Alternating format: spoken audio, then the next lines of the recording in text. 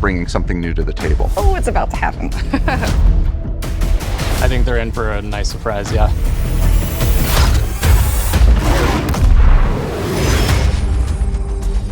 We're excited to finally talk about our brand new game, launching this year, Black Ops 7. This is a story we've been building for years, designed from the start to deepen the Black Ops universe. We're picking up the thread in 2035, a world shaped by the consequences of choices made long before. It's a future forged by fear. We're always looking for new ways to one-up ourselves and push beyond what we've achieved before. And Black Ops 7 gives us the opportunity to take valuable player feedback and infuse it directly into our development to make this the best Black Ops experience. You'll be able to squad up with friends or play solo in a fresh and innovative co-op campaign. Jump into a 2035 multiplayer experience loaded with brand new maps. And yes, the next chapter of Zombies, set entirely in the Dark Aether. First, let's dive into our campaign. From the start, our goal was to tell a story that could stand on its own while also honoring the legacy of the series. Throughout development, we found meaningful opportunities to reconnect with characters and storylines from earlier Black Ops titles. What say we wrap this shit up real quick today, okay? I need to hit the beach and work on my tan. Black Ops 7 takes place about 10 years after the events of Black Ops 2 with Raul Menendez and his Cortes DA movement. It's such a good period of time because how have these characters changed over the last 10 years? We have this sweet spot here to really open up some new relationships between characters. At the end of Black Ops 2, Raul Menendez was seemingly killed. Now in 2035, he's back with a mysterious video threatening to burn the world down in 3 days. In response to this imminent threat, the Guild, a global tech conglomerate, has stepped in to offer protection where governments and nations have failed. David Mason, callsign Section, is back, deployed to investigate the new danger. What begins as a tactical operation quickly unravels into something far more disturbing, as they uncover a weapon engineered to turn fear into an instrument of war. So when the team gets exposed to it, we get to dig into twisted versions of their memories. It really plays on their fears. It puts them into this kind of paranoid state. As the story deepens, reality fractures, missions twist into surreal dreamscapes, and the line between memory and madness begins to blur. You just gotta play and see. At the heart of it all is David Mason, returning from Black Ops 2 and now portrayed by Milo Ventimiglia, who brings the grounded intensity and emotional depth that the story demands. David is a true leader, but he's riddled with doubts. He's always worried, did he do the right thing? That fear is really the basis of this story. Under the authority of now Commander Troy Marshall, David now leads a new JSOC unit, codenamed Spectre 1. As the world spirals into uncertainty, David must hold his team together. Now let's meet the team. Mike Harper returns with his tough-as-nails attitude and signature humor. We get this good balance of the energy that he brings, but also the way that he can take David aside and be really honest with him. Michael Rooker reprises the role, and he brings every ounce of personality you'd expect. The guy is not a lot of fun. Balancing Harper's bold personality is Eric Samuels, portrayed by John Eric Bentley. After protecting the president alongside David and Harper back in Black Ops 2, he formed a deep respect for David. Resigning from the Secret Service and joining his elite JSOC team, Samuels believed he could make a greater impact at David's side. 50-50 is one of our new characters. She's pretty amazing. She's Samoan, and she's kind of worked her way up, and then at a certain point in her life, started experiencing this degenerative disease. Rather than getting taken away from the field, she is willing to get some of her limbs replaced with bionic limb replacements. She's played by Frankie Adams, who is just a perfect fit for the role. It would suck to get kicked and punched by her. Alongside these new and returning faces, we're introducing Emma Kagan, portrayed by Kiernan Shipka. As the CEO of the Guild, Emma has positioned herself as humanity's last line of defense against the emerging threat. But her philosophy on how to confront this crisis puts her at odds with David and his team, raising questions about trust, control, and the cost of survival. You'll also meet operatives like Slade Razor Barrick, who heads up Spectre 2, the secondary JSOC team supporting the mission. Integral to our story is the enduring shadow of Raul Menendez.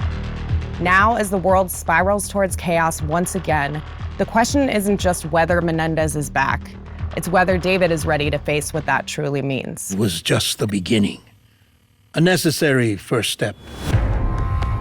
Mission variety is at the core of Black Ops 7. I can say that you are definitely going to see some of the most trippy shit you have ever seen in a Call of Duty campaign. Things are going to progressively get really, really crazy the more you play. You're going to travel to places in reality in the game, but also in your mind. We can go to Nicaragua. We can go to Los Angeles, all within the span of seconds because there's no limitations on what this mindscape can bring. Avalon isn't just where the story begins, it's where it unfolds. It's where the Guild is based. And while we won't spoil why that matters just yet, their presence here is no accident. It's a city layered with history and power, hidden agendas, designed from the ground up to serve both the narrative and the gameplay. Having Avalon as this massive space is a first where we can actually integrate seamlessly into the campaign. You're doing a very specialized mission here, and then you go back to Avalon and you're progressing the story. It's a place where the past and future collide and where the truth about Menendez and the Guild waits to be uncovered. And as part of the co-op campaign, we're unleashing something bold, the endgame. This isn't just a final mission, it's a proving ground, a culmination of everything you've learned through the campaign, then turned on its head. The endgame is a social experience where you and your squad will need to master abilities, survive overwhelming odds, adapt under pressure, and break the rules of what you thought a campaign could be. And you get to do it not just with your friends, but there's another 28 players, so 32 in total. It is truly a living world. With this whole new canvas at our fingertips, we want to make sure players could be rewarded in fresh new ways, even if they only play for the story. So for the first time ever, we're proud to announce we're bringing global progression to campaign in Black Ops 7. Earn XP, complete challenges, level up your weapons in the campaign, and bring them into MP, Zombies, or Warzone. Built for solo or co-op play, this campaign pulls you into a threat that demands your attention, twists your expectations, and reminds you exactly why Black Ops stories are so unique. If I take a step back and say what was the vision for multiplayer in Black Ops 7, it really started with that 2035 setting. Moving forward to 2035 lets us push the gameplay, make sure that we're making the most balanced and fun game as possible. I'm really pumped for all the new, exciting tech and improvements that we're bringing to weapons this project. We'll have 30 new weapons available at launch, including 16 that players are seeing for the very first time in Call of Duty. It's always about finding the right balance of something brand new as well as delving into some of our past experiences. So we're always looking at other Black Ops games and trying to pick out little nuggets, weapons that people have really loved and maybe haven't seen in a long time, as well as some of those that keep coming back, but they're better than ever. We want to make sure that they're all over the map in terms of the classes that they belong to, as well as some of their gameplay mechanics. With the game taking place 10 years after Black Ops 2, we've unleashed the team's creativity to deliver exciting new perks, attachments, equipment, field upgrades, and of course, a huge selection of score streaks to play with. With our new arsenal of gadgets, we're introducing a system we call overclocks, allowing players to progress and unlock increased capabilities for equipment, field upgrades, and score streaks. The overclock system puts even more agency and power into the hands of our players, allowing more customization of your gameplay experience than ever before. We're also expanding Omnimovement to include new ways to outmaneuver and outstyle your opponents across the game, including wall jump for new traversal capabilities. We've also taken a close look at feedback and have made tuning adjustments across the board for a more controlled experience, including the removal of tactical sprint by default, with the ability to opt into that through our perk system. Now let's talk about how we're upping the ante with our multiplayer maps. We're taking multiplayer to bold new locations that are deeply connected to the narrative. You'll fight through covert guild facilities in Japan, revisit David Mason's childhood cabin in the Alaskan wilderness, infiltrate a remote tundra installation, and clash across a high-tech solar array in the Australian outback. Our maps are designed to breathe more, giving players the space to fully explore our expanded Omnimovement system, while still delivering the tight cover-to-cover combat that defines Black Ops. Each layout emphasizes clear lane definition, strong sightlines, and opportunities for creative flanking and positioning. Whether you're a run-and-gun player, a tactical defender, or someone who thrives on movement and momentum, there's something here for you to learn, adapt to, and dominate. Because we're taking place after Black Ops 2, we've been able to revisit some of those spaces in reimagined ways, and Raid is definitely one of those that we thought was really important to bring back at launch. This is the Raid you know and love, reimagined for Black Ops 7 in a setting that's as beautiful as it is deadly. I think my favorite new multiplayer map is going to be the Forge. Yes, that would be Forge. Scar. Cortex. Homestead, for sure. We've got 16 exciting maps at launch, all 6v6. We're also hard at work crafting some of the most unique maps for post-launch, leaning all the way into the themes of Black Ops 7.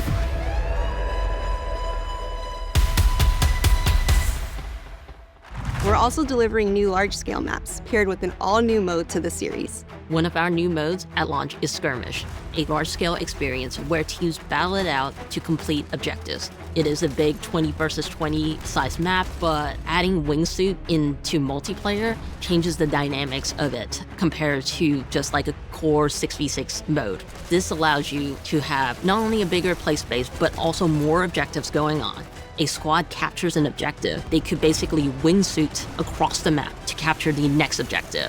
One of my favorite things about Skirmish is that no one match feels the same. This is a multiplayer experience designed to surprise you, built with intention, shaped by experience, and driven by the variety that keeps players coming back. Stay tuned later this year for more details at our full multiplayer reveal at Call of Duty Next. And of course, you'll be able to get hands-on in the open beta. Now, let's dive into all the new ways you'll be rewarded through our global systems. For the first time ever in a Call of Duty, we have a connected campaign. All the great XP, progression, challenge systems you know and love from multiplayer, zombies, and Warzone will be in co-op campaign. For the first time ever in Call of Duty, you're going to be able to share your weapon builds. You can send a build directly to a friend, so they don't have to create it themselves. We're also adding a build code to Gunsmith, so whenever you see a screenshot of another player's build out of the game, you can enter the code to copy the exact same build. As we've been building Black Ops 7, the second stage of Prestige has always been evolving into weapon Prestige. That deep engagement with your favorite guns is going to be recognized and celebrated. Enter Weapon Prestige, unlock that unique Prestige attachment that is different with every gun, complete 2 Weapon Prestiges, and you're going to graduate into Weapon Prestige Master with hundreds of levels to climb through. There are more ways to earn camos than ever in Black Ops 7. And looking ahead to our post-launch seasons, we're excited to bring weekly challenges to Black Ops 7. With unlockable gameplay rewards to earn, challenges for all modes, and multiple completion weapon camos to chase each and every season. We'll have a lot more to talk about on progression and global systems later this year, but for now, let's take a look at how we're leaping forward in time to 2035 with our HUD and UI. It's great because it's not so far in the future that it's sci-fi. It's still kind of grounded in the technology we have today. It's still believable, but it does kind of break free from the constraints. There's a lot of VR and AR headsets that have come on the market in the last few years, and so if you take a look at that and you imagine, okay, 10 years down the line, what's that going to look like? And what's that going to do for soldiers, and then how does that translate back to a video game, and how can we give that kind of experience to our players? It's called Cerebral Link, and it's what connects all of our players. It can be a variety of things: audio, visual, handheld. It's this distributed network that goes through all the gear that the players will have. It feels like it's being pumped through, whether it's a message or the mini-map or the ammo widget. It's got this consistent look and feel, and I think it, more so than ever, is going to feel like a cohesive and immersive experience for our players. Accessibility is important because it brings in new players, it strengthens our community, it helps us form new connections, form new bonds, new friendships. One of the main things that I focused on was the center dot that you see in first-person games is usually the go-to fix for motion sickness. I started trying to figure out how we can build upon it and find other ways to reduce motion sickness for our players. We'll have more details about this and other new features as we get closer to launch. we get the opportunity to mess with some cool future or high-tech technology that we're putting on full display throughout the entire game. To highlight just a few, we got next-level GPU particles and vector fields, volumetric fluid simulation, and dynamic surface deformation. But what does all that tech speak mean for you? Snow that gets trampled when you step in it, fog that parts and swirls when you run through it, and truly epic explosions. And a bunch of other stuff you'll just have to discover for yourself. We're pulling out all the stops with round-based zombies this year. After the events of Black Ops 6, our crew is now trapped in the Dark Aether. This is a whole new universe to explore in zombies, where the team's creativity can absolutely run wild.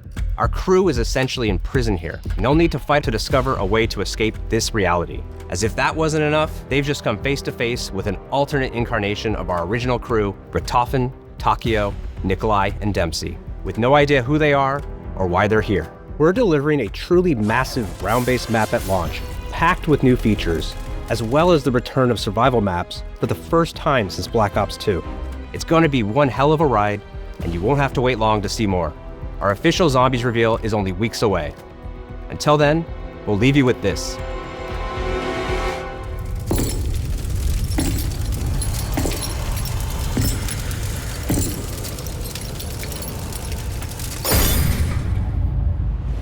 On behalf of all the studio teams working to bring Black Ops 7 to life, thank you for being part of this journey. We have so much more to show you, including new gameplay features, our MP and Zombies reveals, and more coming in the next weeks. In the meantime, mark your calendars for the worldwide multiplayer reveal at Call of Duty Next on September 30th. We'll have live MP and Zombies gameplay with your favorite creators from around the world. And right after Next, you'll be able to play Black Ops 7 at home when our beta starts on all platforms on October 2nd. Thanks for watching, and we'll see you soon. Black Ops 7 arrives worldwide on November 14th.